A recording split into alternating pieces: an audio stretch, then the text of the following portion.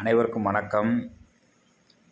திரைப்பட நடிகர், காமெடி நடிகர் ரோபோ சங்கர் அவர்கள் மரணம் அடைந்து விட்டார் என்ற செய்தி மிகவும் மன வருத்தத்தை அளிக்கிறது. அதாவது கடந்த சில வருடங்களாகவே அவருக்கு மஞ்சள் காமாலை நோய், அந்த நோயினால் அவர் ரொம்ப பாதிக்கப்பட்டு அவர் இருந்தார். அப்போ இவர் மதுரைக்காரர், மதுரை மண்ணின் மைந்தர் இவர். நம்மளும் மதுரைக்காரு. இவரை நம்ம ஆரம்பத்துலேருந்து பார்த்துருக்குறோம். மதுரையில் எனக்கு தெரிஞ்சு முதல்ல மதுரையில் அதிகமான கோவில் திருவிழாக்களில் நடன நாட்டிய நிகழ்ச்சி நடைபெறும். அப்போ டான்ஸ் ஆடுவாங்க. அப்போ இவர் நிறைய பெர்ஃபார்ம் பண்ணுவார்.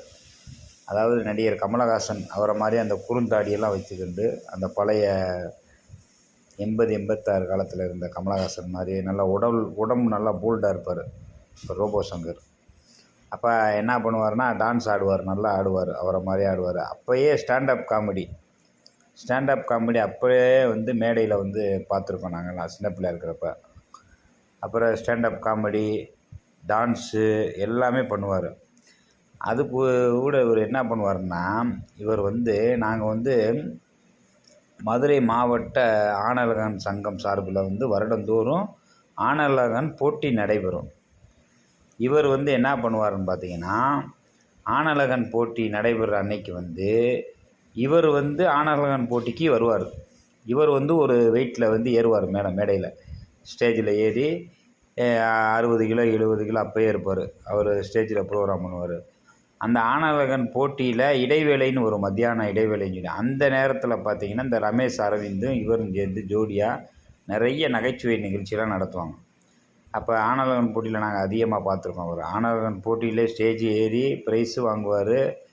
அப்புறம் இந்த நகைச்சுவையும் பண்ணுவார், எல்லாம் பண்ணுவார். பாருங்கள், ஒரு ஆணழகன் போட்டியில் போய் உடம்பை ஏற்றி வெயிட் லிஃப்டர் நல்லா போல்டாக உடம்பு வச்சுருந்தவரே இன்றைக்கி இப்படி ஆகிட்டார். அப்போ அவருடைய நெருங்கிய நண்பர்கள் நமக்கு பழக்கமானாங்க. அப்போ அவங்க அப்புறம் என்ன சொன்னாங்கன்னா, மதுவுக்கு அதிகமாக அவர் மதுவுக்கு பழக்கம் உள்ளவர்.